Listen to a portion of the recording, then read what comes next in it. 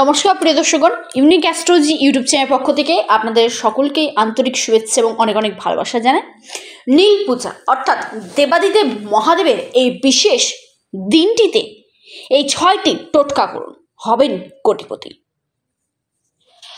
একদম সত্য অর্থাৎ ধ্রুব সত্য কথা। আপনি যদি ঠিক এই সময়ের মধ্যে এই কাজটি করতে পারেন, এই 6টি কাজ, 6টি টোটকা আপনি যদি নিজের গৃহে, নিজের বাড়ি, নিজের উপর যদি করতে পারেন, বা আপনি যেই মনস্কামনা রয়েছে, যে মনের ইচ্ছা রয়েছে সেটা পূর্তির জন্য যদি আপনি এই 6টি টোটকা করতে পারেন এবং একটি নির্দিষ্ট সময় রয়েছে, যে সময়টা আমি ভিডিওর মধ্যেই জানাবো, সেই সময়ের মধ্যে যদি কাজটি করতে পারেন, নিশ্চিত আপনি কোটিপতির লিস্টে নাম্বার 1 আপনি থাকতে চলেছে।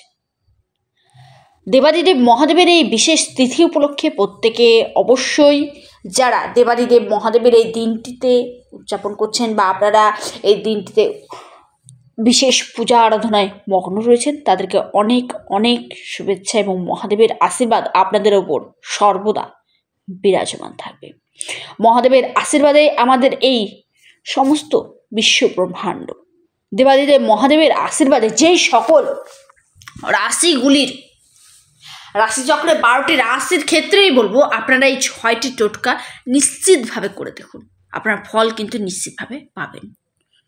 এবং অবশ্যই কমেন্ট করুন ওম নমঃ শিবায়, ওম নমঃ শিবায়, ওম নমঃ শিবায়, হর হর মহাদেব, জয় শিব শম্ভু। নীল পূজা, দেবাদিদেব মহাদেব সমুদ্র মন্থনের সময় যে সাগর থেকে যে বিষ বেরিয়েছিল, সেই বিষটিকে কিন্তু দেবাদিদেব মহাদেব নিজের কণ্ঠে ধারণ করেছিলেন। সেই থেকেই কিন্তু দেবাদিদেব মহাদেবের নাম নীলকণ্ঠ। এই নীলকণ্ঠ দেবাদিদেব মহাদেবের এই পূজা নীল পূজা। এই নীল পূজায় দেবাদিদেব মহাদেবের আশীর্বাদে অবশ্যই আপনারা কিন্তু কোটিপতি হবেন। আপনাদের যে টোটকাগুলির কথা জানাবো অবশ্যই আপনারা লক্ষ্য রাখুন এবং সময়টিও নোট করুন। নাম্বার 1, আপনার গৃহে বাস্তু সংক্রান্ত কোনো দোষ রয়েছে, সন্তানের সন্তান আপনার কথা শুনছে না, স্বামী স্ত্রীর মধ্যে বন্ডিং হচ্ছে না, সমস্যা দেখা দিচ্ছে, পারিবারিক সমস্যা, ঝুড়, বিভিন্ন দিক থেকে আপনি কোনো না কোনো সমস্যার সাথে সম্মুখীন রয়েছেন, বিজনেসের ডেভেলপমেন্ট পাচ্ছেন না, বা যে কোনো কাজের সাথেই আপনি যুক্ত হচ্ছেন না কারণ সেখান থেকে আপনি ব্যর্থতা দেখা দিচ্ছে, চারিদিক থেকে অসুস্থ দেখা দিচ্ছে, আপনাকে মানসিক টেনশন, কোনো মতেই আপনি কিন্তু এই সমস্ত দিক থেকে কিন্তু ওপরে উঠে আসতে পারছেন না, শত্রু চারিদিকে পড়েছে, সব কিছুর দমন হবে দেবাদিদেব মহাদেবের আশীর্বাদে।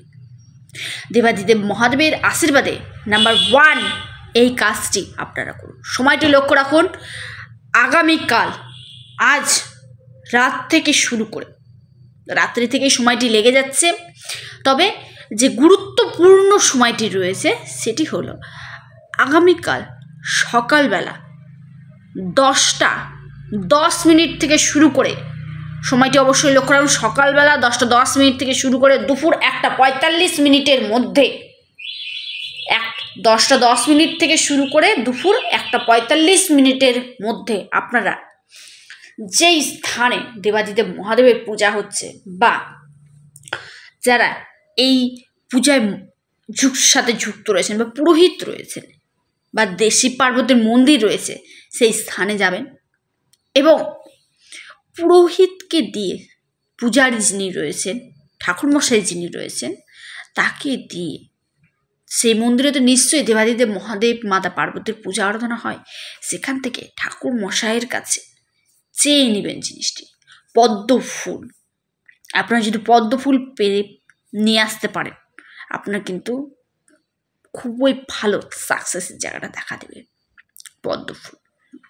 আরও একটি কথা জানাবো, আপনারা দেবাদিদেব মহাদেবকে যে আকন্দের মালা পরানো হয়, সেই মালার একটি আকন্দ, 2 নাম্বার টোটকা, সেই মালার একটি আকন্দ আপনারা যদি নিজের গৃহে নিয়ে আসতে পারেন, বা দেবাদিদেবের মন্দিরে পূজা আরাধনা করছে মহাদেবের ওখানে, সে দেখবেন অনেকেই বিভিন্ন রকমের ফল বা কোনো প্রসাদ দিয়ে থাকে, সেই প্রসাদ নিয়ে এসে আপনি আপনার মনের ইচ্ছা পূরণ হেতু নিজে খেলেন, সবাইকে দিলেন, দিয়ে ঠিক আছে। আপনারা সেখান থেকে বেল পাতা ঠাকুরমশাইয়ের কাছ থেকে কিন্তু চেয়ে নিতে হবে আপনাকে। বা কেউ যদি কোনো, আপনি হয়তো গিয়ে দাঁড়ালেন, কেউ যদি আপনাকে আশীর্বাদ স্বরূপ যদি বিশেষভাবে নিজে থেকে স্ব ইচ্ছায় যদি আপনার হাতে তুলে দেয়, এটাতে কিন্তু 1000% আপনি কিন্তু ফল পাবেন। আপনাকে চাইতেও হলো না, আপনার মনের ইচ্ছা কিন্তু পূর্ণ হয়ে গেল। 4 নম্বর যেটি জানাবো সেটি হলো আপনাদের সাদা ফুল। সাদা ফুল, যে কোনো সাদা ফুল, ধুতরা ফুলও বলতে পারেন, নিয়ে আসতে পারলে আপনার কিন্তু খুবই ভালো। এবং 5 নম্বর টোটকাই হলো হলুদ ফুল। দেবাদিদেব মহাদেবের কিন্তু হলুদ ফুল কিন্তু খুবই ভালো এবং প্রিয়, পছন্দ।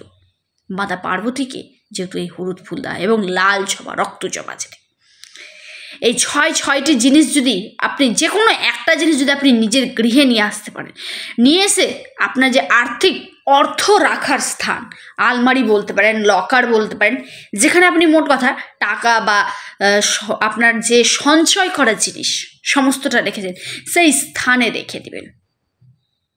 সেই স্থানে যদি আপনি রাখতে পারেন, আপনার কিন্তু কোটিপতি নিশ্চিত আপনি কিন্তু হচ্ছেন, কেউ আপনাকে কিন্তু আটকাতে পারবে না। এবং দেবাদিদেব মহাদেবের কাছে একটি অবশ্যই নিজের ইচ্ছা প্রকাশ করে আসবেন যে দেবাদিদেব মহাদেব, আগামী নীল পূজায় আমি আপনার কাছে এই জিনিসটি অবশ্যই বা দান করব, বা আমি পূজা উপলক্ষে ভক্তবৃন্দদের মধ্যে এই জিনিসটি দান করতে চাই, বা আপনি আমার উপর কৃপা বর্ষণ করুন, আমার ব্যবসা, আর্থিক, সন্তান সমস্ত দিক যেন ডেভেলপমেন্ট পায়। এই মনোবাঞ্ছাটি অবশ্যই প্রকাশ করে আসবেন। ভিডিওটি কেমন লাগলো অবশ্যই কমেন্ট করবেন, এবং কমেন্ট করবেন ওম নমঃ শিবায়, ওম নমঃ শিবায়, ওম।